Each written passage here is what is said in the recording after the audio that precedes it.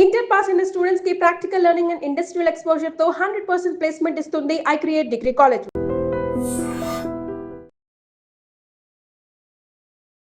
నమస్తే, నేను Kavitha. Welcome to I dream news and నిజాలు.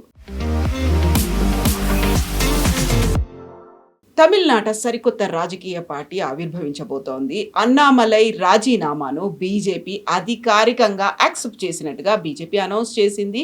WeTheLeaders.org పేరుతో ఒక వెబ్సైట్ను ఓపెన్ చేశాను, వాలంటీర్గా మీరందరూ జాయిన్ అవ్వచ్చు అంటూ యూత్కి పిలుపునిచ్చారు అన్నామలై. కీలకమైనటువంటి వ్యాఖ్యల్ని జాతీయ పార్టీల మీద కూడా చేశారు. తమిళనాడు ప్రజలకి అర్థమయ్యే భాషలో జాతీయ పార్టీలు, లీడర్లు ఎవరు కమ్యూనికేట్ చేయలేకపోయారు అనే దాంతో పాటుగా తమిళనాడు రాష్ట్ర వ్యాప్తంగా ఉన్నటువంటి భావోద్వేగాలని అడ్రస్ చేస్తూనే భవిష్యత్తు గురించి ఆయన తన క్లియర్ స్ట్రాటజీని కూడా వివరించారు. బోల్డ్ అని కన్సర్న్స్ ఉన్నాయి, స్ట్రాంగ్ స్టేట్మెంట్స్ ఉన్నాయి. వాటి గురించి మాట్లాడుకుందాం. మనతో పాటుగా ఉన్నారు సీనియర్ జర్నలిస్ట్ సురేష్ కొచ్చతిల్ గారు. సార్ నమస్తే. సో ముందు నుంచి ఎక్స్పెక్ట్ చేస్తున్నట్టుగా అన్నామలై రిజైన్ చేశారు, బీజేపీ యాక్సెప్ట్ చేసింది. కాకుంటే కీలకమైనటువంటి ఒక మాట చెప్పాను, నేను 2025లోనే రెసిగ్నేషన్ చేస్తానని చెప్పాను, బట్ బీజేపీ మాత్రం నువ్వు క్యాంపెయిన్ చెయ్యి అనే మాట చెప్పింది. అందుకని ఎలక్షన్స్లో నేను క్యాంపెయిన్ చేశాను, ఇప్పుడు ఫైనల్గా రెసిగ్నేషన్ ఇచ్చాను అనే మాట. అన్నామలై గారికి డిస్కనెక్ట్ పార్టీతో ఉంది, అది దాంట్లో డౌట్ లేదు. ఆయన ఒక మాట చెప్పారు, ఇంకోటి, ప్రతిదానికి నేను మోదీ గారి దగ్గర, అమిత్ షా గారి దగ్గర కంప్లైంట్ తీసుకొని వెళ్ళలేను. ఇది కరెక్ట్ కాదు, ఇది కరెక్ట్ కాదు, ఇది కరెక్ట్. ఎన్ని రోజులు వెళ్ళాలి? వాళ్ళ పనులు బిజీ ఉంటారు. ప్రధానమంత్రి గారికి ఆయన పని ఉంటుంది, హోమ్ మినిస్టర్కి ఆయన పని ఉంటుంది. ప్రతి చిన్నదానికి నేను ఢిల్లీకి వెళ్ళి కంప్లైంట్ చేయలేను అంటే అక్కడ తెలిసిపోతుంది స్టేట్ యూనిట్ బీజేపీకి, అన్నామలైకి చాలా పెద్ద ఒక డిస్కనెక్ట్ ఉంది. మనం దీనికన్నా ముందు కూడా మాట్లాడాం దాని గురించి. అండ్ కేంద్రానికి రాష్ట్రంలో ఉన్నటువంటి బీజేపీ కూడా గ్యాప్ ఉంది అనేది కరెక్ట్. అదే ఇది మెయిన్గా. ఎందుకంటే మనకు తెలుసు తమిళనాడులో బీజేపీకి ఒక లీడర్ అని అన్నామలై వచ్చేదాకా ఎవరు లేరు. పొన్ రాధాకృష్ణన్ ఉన్నారు, తమిళిసై సౌందరరాజన్ ఉన్నారు, ఇప్పుడు నయనార్ నాగేంద్రన్ ఉన్నారు, అండ్ విమెన్ ప్రెసిడెంట్గా వనతి శ్రీనివాసన్ ఉన్నారు. ఆమెను ఇప్పుడు నేషనల్ లెవెల్లో తీసుకున్నారు బీజేపీ. సో స్టేట్ లెవెల్లో ఆ లాంగ్వేజ్ మాట్లాడడానికి ఎవరు లేరు. అన్నామలైకి బహుశా ఈ డౌట్ ఎప్పుడు వచ్చి ఉంటుంది అంటే విజయ్ క్యాంపెయిన్ మొదలుపెట్టినప్పుడు ఉండొచ్చు బహుశా. ఎందుకంటే 2025లో రాజీనామా నేను చేయడానికి రెడీ ఉన్నారంటే అది బేసిక్లీ అప్పుడు ఏఐఏడీఎంకే పొత్తు పెట్టుకుంటున్నారని బీజేపీ నిర్ణయం తీసుకున్నప్పుడు ఆయన దాన్ని వ్యతిరేకించారు. వ్యతిరేకించిన ఒకటే కాదు, ఆయన చాలా క్లియర్గా ఒక ఏం చెప్తారు, ఒక ఎమోషనల్గా చాలా మటుకు రియాక్ట్ అయ్యారు. దాన్ని ఇది తప్పు, మనకు బెనిఫిట్ రాదు చెప్పినట్లనే అయింది. బీజేపీకి వచ్చింది ఒక సీట్ అంతే. ఏఐడిఎంకే ఏం తీసుకురాలేదు బీజేపీ వైపు. ఇంకోటి ఏంటంటే వాళ్ళు అన్నామలై జయలలిత గురించి ఏమో అన్నారని చెప్పి ఒక క్యాంపెయిన్ నడిపించి అన్నామలైని ఆ పదవి నుంచి ఆయన్ని మార్చాలి మేము పొత్తు పెట్టుకుంటామన్నారు. అది బహుశా బీజేపీ చేసిన పెద్ద తప్పు. ఎందుకంటే మీరు ఒక నేషనల్ పార్టీ, ఒక చిన్న స్టేట్ పార్టీ మిమ్మల్ని డిక్టేట్ చేయకూడదు. రేపు కర్ణాటకలో I'm just saying hypothetically JDS చాలా వీక్ ఉన్నారు. ఈ వీక్ అయిన జేడిఎస్ కూడా రేపు అంటారు మీరు ఈయనని పెట్టుకోకూడదు, ఈయన పెట్టాలి స్టేట్ ప్రెసిడెంట్ కంటే మీరు అంగీకరిస్తారా? చేయరు కదా. సారీ, మా పార్టీ మీరు మీ పని మీరు నడిపించుకోండి. కానీ వీళ్ళకేం కావాలంటే ఏఐడిఎంకేకి స్పెషల్లీ ఈపీఎస్కి ప్రాబ్లం ఏంటంటే అన్నామలై లాంటి క్యారెక్టర్ వస్తే నేను ఓవర్ షాడో అయిపోతాను. అందరు ఆయన ఇంట పరిగెత్తారు, నేను నాకు అసలు ప్రసక్తే ఉండదు. నేను ఆల్రెడీ ఓపీఎస్తోని ఇప్పుడే గొడవ నుంచి బయటపడ్డాను. ఆయన రాజీనామా చేసి ఆయన కూడా వెళ్ళిపోయారు. ఇప్పుడు నాకు ఆన్ మై ఓన్ నేను గెలుస్తాను ఎలక్షన్, నేను ముఖ్యమంత్రి అవుతానని చెప్పి ఒక ఫీలింగ్ ఉండే ఈపీఎస్కి.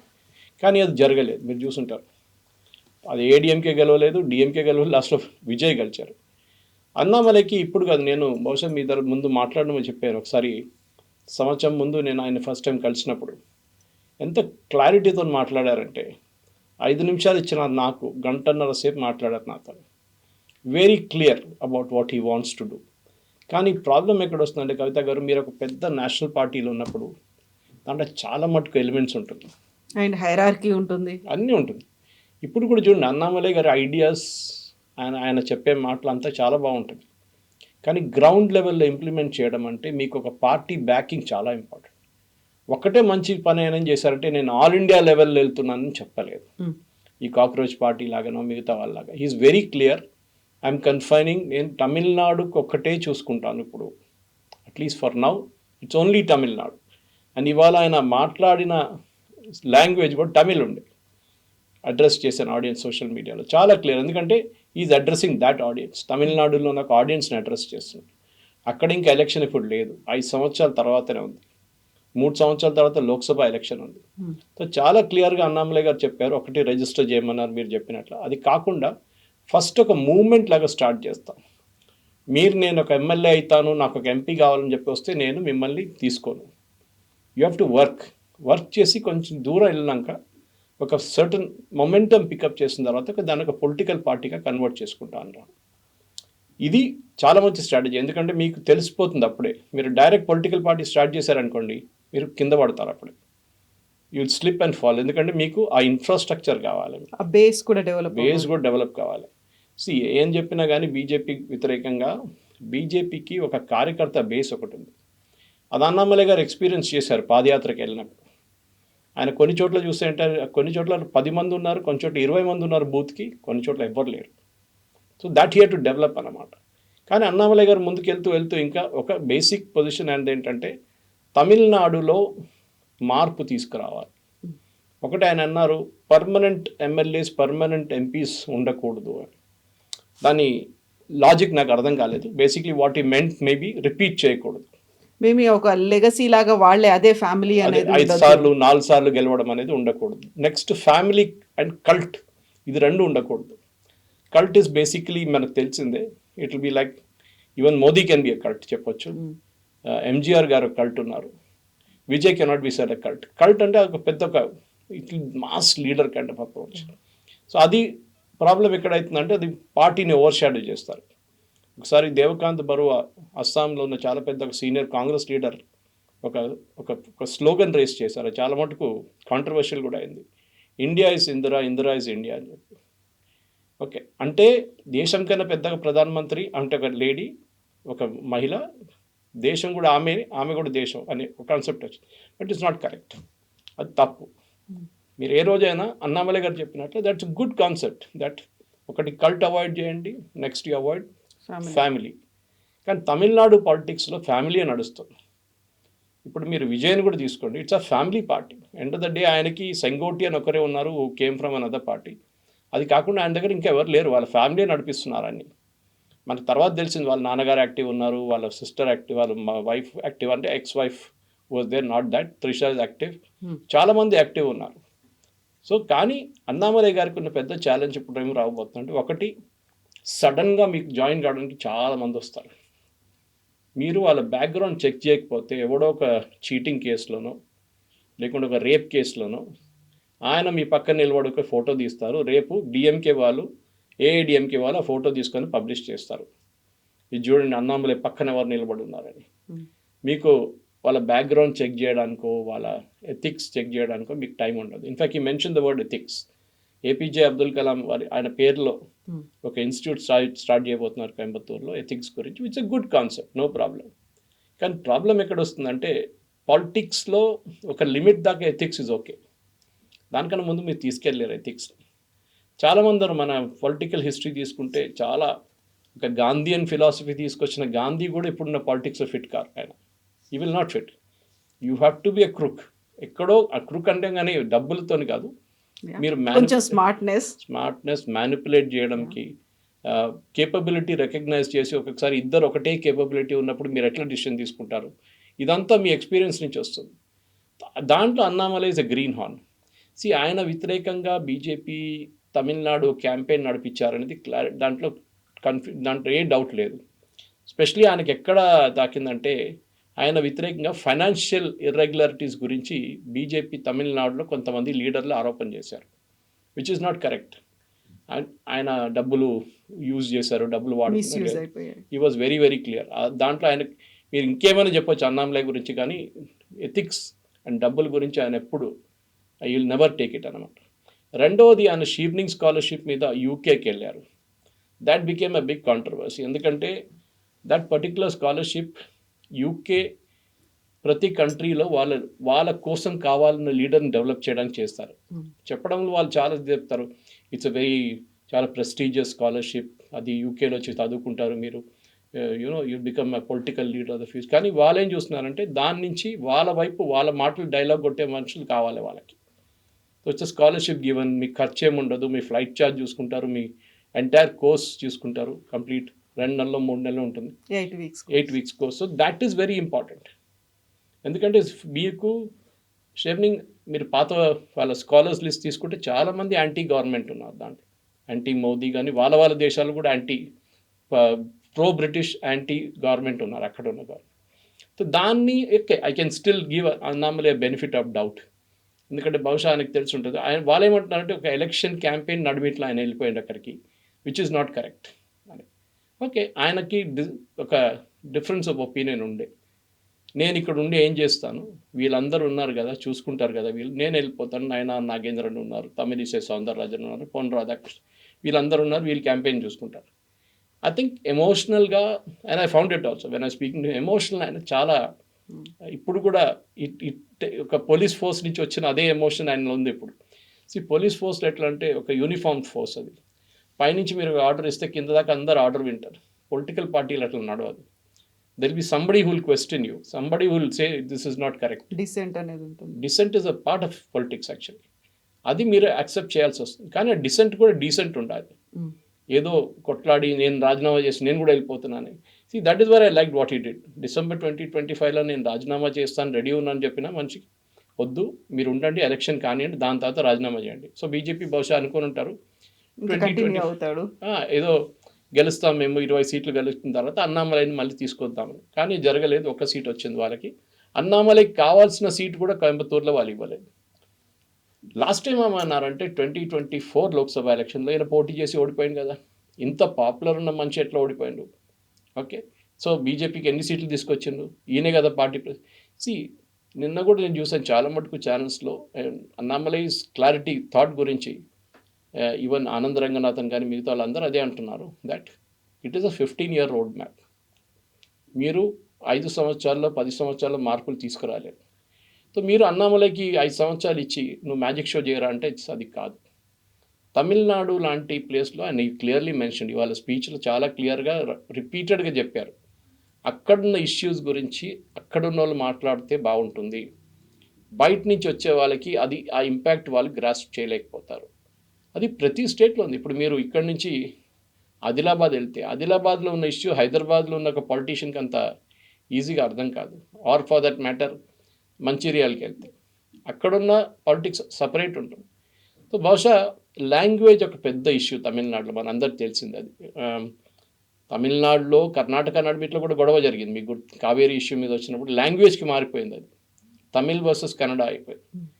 తమిళ్ లాంగ్వేజ్ గురించి కూడా చాలా ఎమోషనల్గా చాలామంది మాట్లాడతారు. ఇట్స్ అ గ్రేట్ లాంగ్వేజ్, చాలా పాత లాంగ్వేజ్. ఇవాళ కూడా అన్నామలై గారు మాట్లాడినా కూడా ఐ కెన్ అండర్స్టాండ్ తమిళ్, నేను తమిళ్ మాట్లాడతాను, తమిళ్ నాకు రాయడం రాదు అంతే, కానీ మిగతా I can read and speak, write and speak, but I cannot converse in classical Tamil. ఈ పొలిటీషియన్స్ మాట్లాడతారు చూడండి, ఆ తమిళ్ నాకు రాదు, కానీ normal Tamil I can speak అనమాట. అన్నామలై గారు అదే అంటున్నారు, దట్ నేను తమిళనాడులో ఒక be the change, be the change you want to see అనేది, ఏ మార్పునైతే కోరుకుంటున్నారో ఫస్ట్ మీరు మారండి అనే మాట చాలా క్లియర్గా చెప్తున్నాడు ఆయన. ఎందుకంటే తమిళనాడులో ఇప్పుడు జరిగిన ఎలక్షన్లో కవిత గారు, మీరు, నేను, మన అందరం మాట్లాడుతున్నప్పుడు కూడా మనం ఎవ్వరు ఊహించలేదు విజయ్ గెలుస్తారని. విజయ్ ఏ ఆడియన్స్ని అడ్రస్ చేశారో విజయ్ కూడా పాసిబ్లీ సర్ప్రైజ్ అయిపోయారు ఆ రియాక్షన్ చూసి. తమిళనాడులో ఇప్పుడున్న యంగ్ ఆడియన్స్ అంటే 18 to 23 లాస్ట్ 5 yearsలో వీళ్ళు ఓటింగ్ ఏజ్కి వచ్చారు. వీళ్ళని ఇప్పుడు కూడా ద్రవిడియన్ మెంటాలిటీలో బ్రెయిన్ వాష్ చేయలేకపోయారు. ఎందుకంటే తమిళనాడులో ఉన్న వీక్నెస్ ఏంటంటే స్టూడెంట్ యూనియన్స్. ఇప్పుడు మీరు కేరళ తీసుకోండి, which is very active student. ఇప్పుడు విడి సతీశన్ నుంచి మీరు ఎవరైనా తీసుకోండి, వీళ్ళందరూ ఐదర్ సిపిఎం వైపో లేకుంటే కాంగ్రెస్ వైపు, వీళ్ళందరూ స్కూల్ లెవెల్ నుంచే యూనియన్ నుంచి వచ్చారు. స్కూల్ లెవెల్, కాలేజ్ మర్చిపోండి, ఇక్కడ స్కూల్లో కూడా యూనియన్స్ ఉన్నాయి అక్కడ. సో న్యాచురల్లీ ఆ లీడర్షిప్ అక్కడి నుంచి ఎవాల్వ్ అయింది. కానీ తమిళనాడులో అది లేదు. దట్స్ అ వీక్నెస్ ఇన్ తమిళ. దానికోసం మీరు చూస్తుంటారు విజయ్ అపీల్ చేసినప్పుడు ఆడియన్స్ అంతా విజయ్కి ఓట్ వేశారు. వచ్చి విజయ్కి 2 కేటగిరీస్ ఈసారి ఓటు పడ్డది. చాలా అనాలిసిస్ తెలిసిపోయింది అది. ఒకటి యంగ్స్టర్స్, ఇప్పుడు మహిళలు. ఇప్పుడు మీరు చెప్పొచ్చు ఆ మహిళలకి వాగ్దానాలు ఇచ్చారు, 3,000 రూపాయలు, అది ఇది, బంగారం 1 గ్రామ్ బంగారం 8 గ్రాములు ఇస్తాను, అది ఇది అని చెప్పి అదే ఈపీఎస్ చెప్పారు, అదే స్టాలిన్ చెప్పారు. స్టాలిన్ ఆల్రెడీ ఇస్తున్నారు. ఇట్లాంటి పరిస్థితి వాళ్ళెందుకు గెలవలేదు? Why did only Vijay win? ఆయన ఏదో ఎక్స్ట్రా ఏదో నేను ఇంకా ఇస్తాను ఓకే అందరు చెప్తారు, కానీ I think that entire thing about Dravidian philosophy అది ఈవెన్ అన్నామలై కూడా పడదు. అన్నామలై కూడా చాలా క్లియర్ దట్ ద్రవిడియన్ ఫిలాసఫీ వ్యతిరేకంగానే ఆయన డిఎంకే ఆర్ ఏఐడిఎంకే చాలా క్లియర్గా చెప్పారు, వీళ్ళ వ్యతిరేకంగా క్యాంపెయిన్ చేస్తాను, వీళ్ళ వ్యతిరేకంగా పోరాడుతాను అని. ఆ క్లారిటీ ఉంది ఆయనకి. అయితే ఇక్కడ డిఎంకే ఏఐడిఎంకే ఒక ద్రవిడియన్ సిద్ధాంతాలు ఇవన్నీ కాదని సరికొత్తగా టీవీకేకి విజయ్కి పట్టం కట్టి 1 month కూడా కాలేదు, అప్పుడే ఇంకొక పార్టీ వచ్చింది సరికొత్తగా. అలాంటి యూత్ని ఎజెన్జీ నిజెన్ ఆల్ఫా అని మీరందరూ వచ్చి జాయిన్ అవ్వండి, వీఆర్ ద లీడర్స్ అనుకునే వాళ్ళందరూ దీంట్లో వెంట్రోల్ చేసుకోండి అని చెప్పిన తర్వాత అంత ఈజీగా మళ్ళీ అక్కడి నుంచి ఇక్కడికి టిల్ట్ అయిపోయి ఇటువైపు వచ్చేస్తారు? అంత ర్యాలీ ఎంత ఉందా? యూత్నే టార్గెట్ చేస్తూ 2 పార్టీలు విత్ ఇన్ షార్ట్ టైంలో వస్తే? తమిళనాడులో అడ్వాంటేజ్ ఆర్ డిసడ్వాంటేజ్ బీజేపీకి ఏంటంటే వాళ్ళకి అంత యూత్లో అంత కనెక్ట్ లేదు వాళ్ళకి. లేకుంటే వాళ్ళు 1 సీట్ గెలవడం ఏంటి, 10 సీట్లు గెలవచ్చు వాళ్ళు. కోయంబత్తూర్ లాంటి ప్లేస్లో which was there backyard, అక్కడ గెలవలేదు వాళ్ళు. సో ఎందుకు? అది ఫస్ట్. యూజువలీ బీజేపీ ఒక సిటీ బేస్డ్ పార్టీ అంటారు. దగ్గర మీకు సికింద్రాబాద్ ఉండొచ్చు, మీరు బెంగళూరు ఉండొచ్చు, ముంబై ఉండొచ్చు, ఢిల్లీ ఉండొచ్చు, సిటీలో గెలుస్తారు బీజేపీ. అది ముందు ఒక ఫీలింగ్ ఉండే, తర్వాత వాళ్ళు రూరల్ ఏరియాస్ కూడా వెళ్ళడం మొదలుపెట్టారు. సో ఈసారి తెలంగాణలో కూడా 8 అసెంబ్లీ సెగ్మెంట్స్లో డిఫరెంట్ ప్లేసుల్లో వచ్చాయి అది.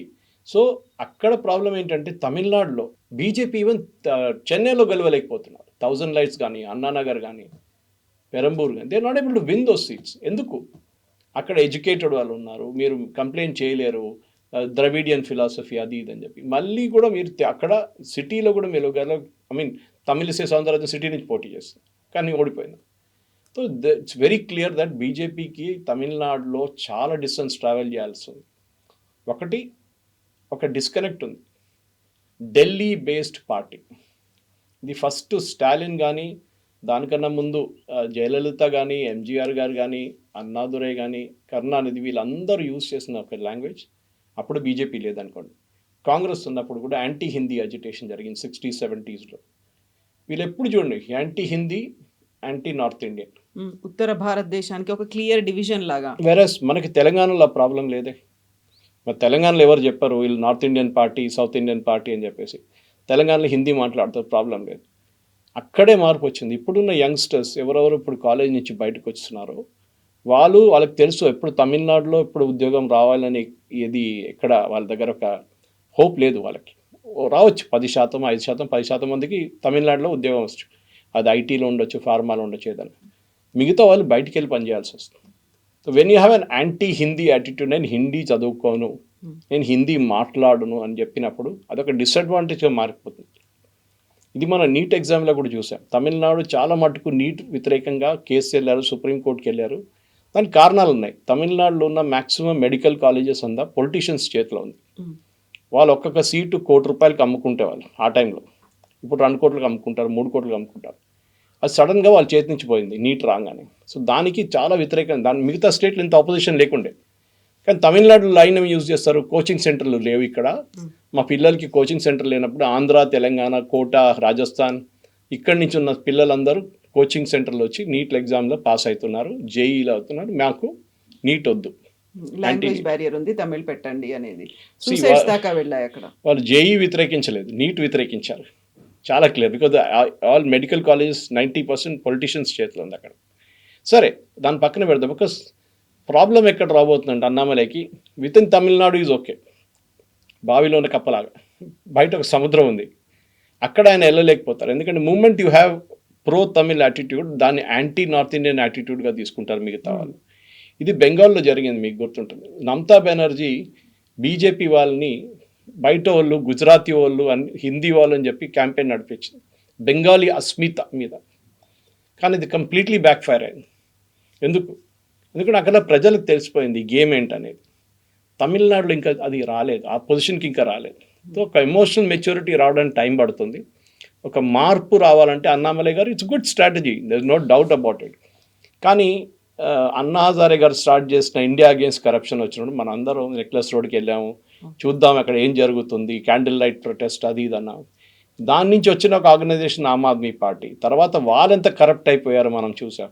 తర్వాత ప్రజలు వాళ్ళని తీసి బయటపడేస్తారు. That is a killing of a dream actually. ఇప్పుడు కాక్రోచ్ పార్టీ అంటారు, దాన్ని అంటారు, దీని అంటారు, కానీ వీళ్ళ రిజల్ట్ అంతా అంతే, because they are all Aam Aadmi Party at the end of the day.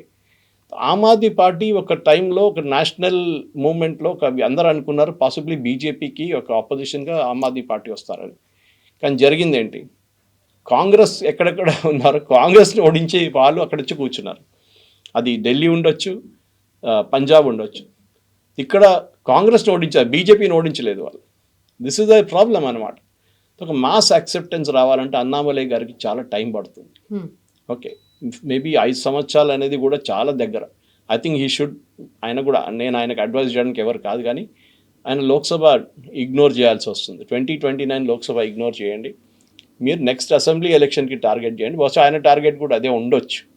Next assembly election target చేస్తే definitely Vijay's party and Annamalai గారి పార్టీ, పేరు తెలియదు మనకి, ఆ party it will be direct face to face contest. డిఎంకేని వీళ్ళు పక్కన పెట్టిస్తారు కంప్లీట్గా.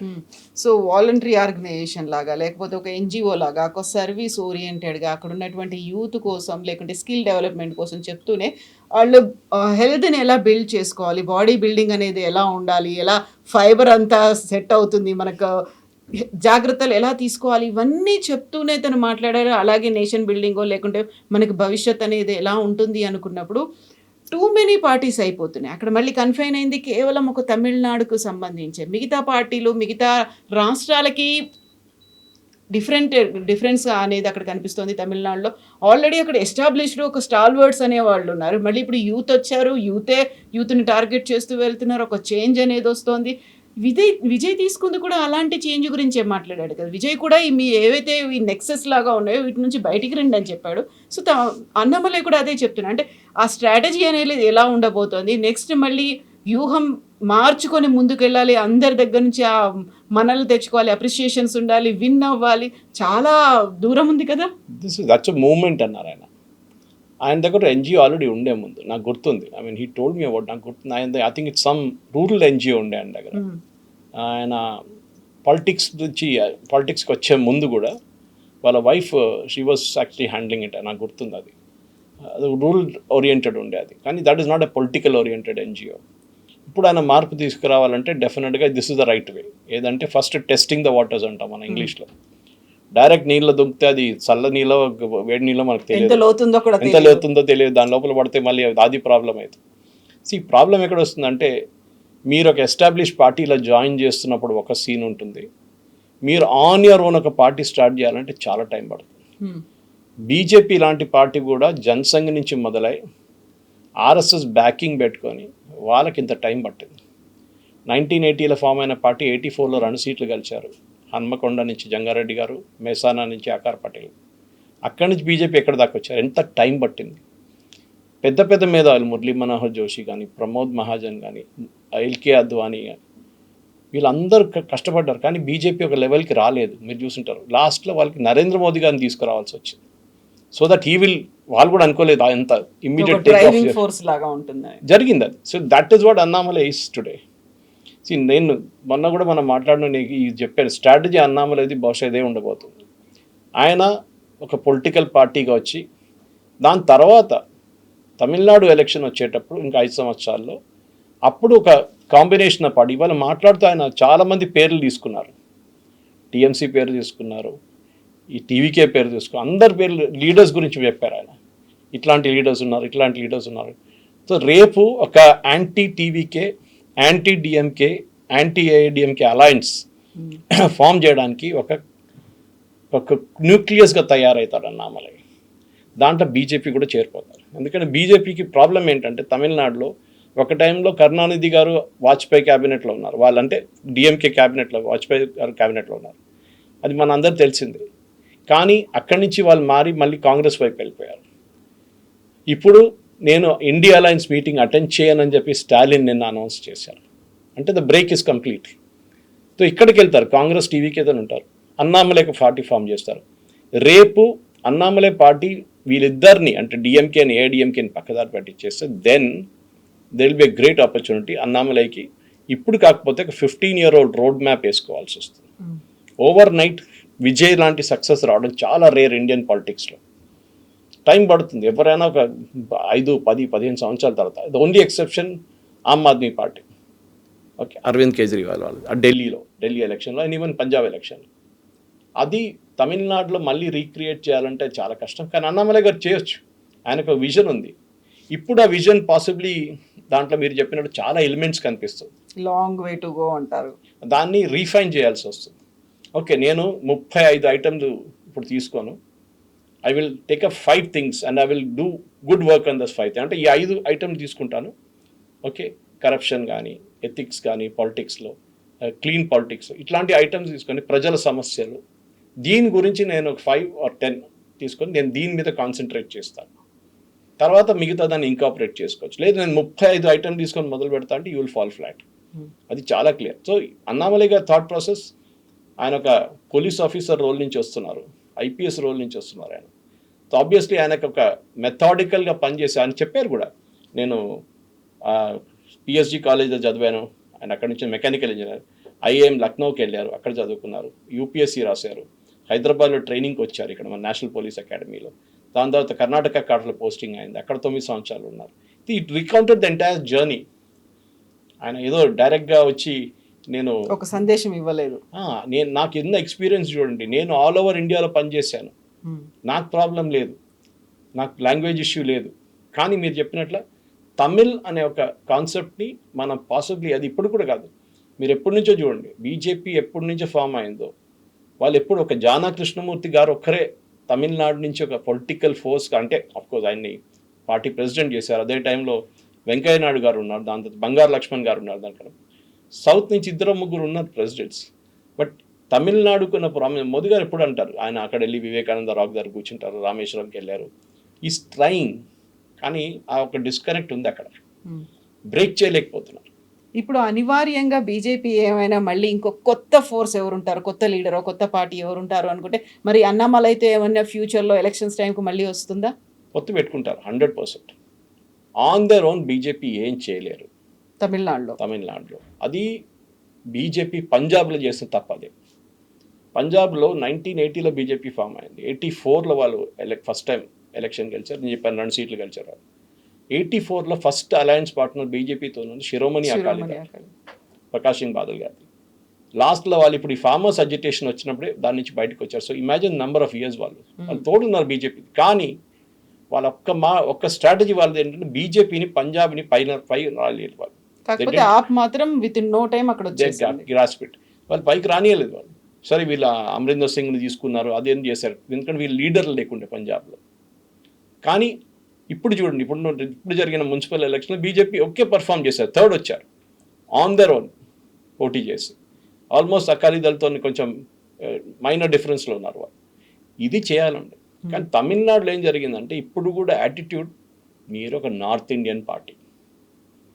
ఈవెన్ మన దగ్గర రేవంత్ రెడ్డి గారు తమిళనాడుకి వెళ్ళి మాట్లాడితే ఈ cannot mix with that language. ఇది చాలా క్లియర్. ఐ మీన్ ఇది నేను చెన్నైలో చదువుకుంటున్నప్పుడు, హోటల్ మేనేజ్మెంట్ చేస్తున్నప్పుడు, మాది ఫస్ట్ నేషనల్ బ్యాచ్ ఉండే, ఆల్ ఇండియా ఎంట్రన్స్ రాసిన బ్యాచ్. దాంట్లో ఎక్కడ రాసిన ఆర్మీ పోస్టింగ్ లాగా ఉంటుంది, మీరు కాశ్మీర్ అడిగితే కన్యాకుమారి ఇస్తారు వాళ్ళు. అట్లనే జరిగింది. ఇది నాకు చెన్నై ఇచ్చారు, అక్కడ వెళ్ళి నాకు ప్రాబ్లం లేకుండా ఐ కెన్ స్పీక్ తమిళ్, నన్ను అలా తమిళ్ పేసువారు. బట్ ద ప్రాబ్లమ్ ఇస్ అక్కడ వచ్చిన నార్త్ ఇండియన్ స్టూడెంట్స్ చాలామంది వచ్చారు, వాళ్ళకి అక్కడున్న లోకల్ ఆటో రిక్షా డ్రైవర్లతో వాళ్ళతో డైలీ గొడవ. ఎందుకంటే వీడు హిందీయే మాట్లాడుతూ అంటాడు, వాళ్ళు అంటారు మీ హిందీ తమిళ్ మాట్లాడారు అంటారు. They cannot do that. And of course అదొక ప్రాబ్లం ఉండే, కానీ తర్వాత వాళ్ళు కూడా అడ్జస్ట్ చేసుకున్నారు, వాళ్ళు కూడా బేసిక్ తమిళ్ నేర్చుకున్నారు. And I always believe that అది ఎప్పుడు ఉంటుంది. అదే మీరు చూస్తున్నారు, ఈవెన్ 3 లాంగ్వేజ్ పాలసీ వచ్చినప్పుడు మొన్న అనౌన్స్ చేసినప్పుడు సిబిఎస్ఈలో అన్నామలై వ్యతిరేకించారు దాన్ని. అండ్ బీజేపీలో చాలామంది సర్ప్రైజ్ అయిపోయి, ఇదేంటి అన్నామలై వ్యతిరేకిస్తున్నాడు బీజేపీలో ఉండి. అప్పుడే మీకు ఒక పొలిటికల్ సైన్ వచ్చేసింది that Annamalai is moving away from BJP అని. ఎందుకంటే that is a very emotional local issue. Okay, కానీ నీట్ నేను సపోర్ట్ చేశారు because he knew that was politics.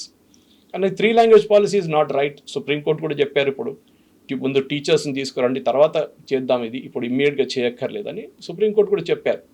కానీ అన్నామలైకి అది ఇమ్మీడియట్గా వచ్చింది that we will follow only NEP 2020 కానివ్వండి, నీట్ కానివ్వండి, ఇప్పుడు 3 లాంగ్వేజ్ పాలసీ కూడా. సో తమిళనాడులో ఉన్న లోకల్ ఇష్యూస్ తమిళనాడులోనే ఉంటుంది. అది బీజేపీ అర్థం చేసుకోలేదు ఇప్పుడు దాకా. లీడర్ని తీసుకొస్తే మీకు ఇష్యూస్ సార్ట్అవుట్ కాదు. ఒక తమిళిసై సౌందరరాజును, ఒక పొన్ రాధాకృష్ణను, ఇక్కడ నైనా నాగేంద్రను తీసుకొస్తే ఇష్యూస్ సార్ట్ కాదు. మీకు అక్కడ ఉన్న ప్రజలతో కనెక్ట్ కావండి, మీరు అక్కడ వాళ్ళకి ఒక డ్రీమ్ చూపియండి. And that's exactly what Vijay did. ఆయన దగ్గర ఏం లేకుండే చూపించండి. ఆయన దగ్గర పార్టీని నడిపించడానికి ఉన్న అపారటస్ కూడా లేకుండే. అది సెంగోటియన్ లాంటి వాళ్ళు వచ్చి స్టార్ట్ చేశారు వాళ్ళు. ఇప్పుడు కూడా వాళ్ళకి డిస్ట్రిక్ట్ పార్టీ ప్రెసిడెంట్ ఇప్పుడు ఎలక్షన్ తర్వాత ఫామ్ చేశారు వాళ్ళు. ఇది టైం పడుతుంది. అన్నామలై గారు గుడ్ స్టార్ట్. పాసిబ్లీ దీంట్లో అందరికన్నా ఎక్కువ భయపడాల్సింది ఏఐడిఎంకే, నెక్స్ట్ డిఎంకే. అఫ్కోర్స్ అక్కడ కాంగ్రెస్కి ప్రసక్తి లేదనుకోండి. దాని తర్వాత he'll directly contest with Vijay. అది నెక్స్ట్ 5 సంవత్సరాల రోడ్ మ్యాప్ వేసుకొని I'm sure he will carry on with that. Yes, sir. Thank you so much. Thank you very much. Thank you.